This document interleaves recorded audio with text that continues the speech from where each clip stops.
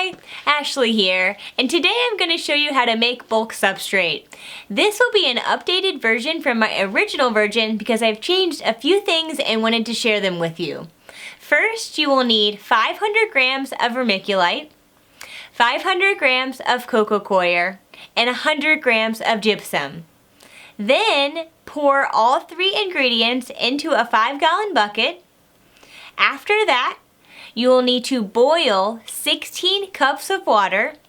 After the water comes to a complete boil, pour the water over the ingredients in the bucket and then close the lid on the bucket.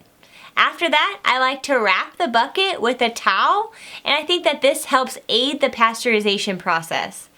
Then, after 24 hours, your bulk substrate will be cool and ready to use. Finally, layer your bulk substrate and your spawn and your monotub, and you're ready. Thank you guys so much for watching, and if you have any questions, please feel free to put them in the comments. You can reach out to me on Instagram or Facebook. Thank you. Bye.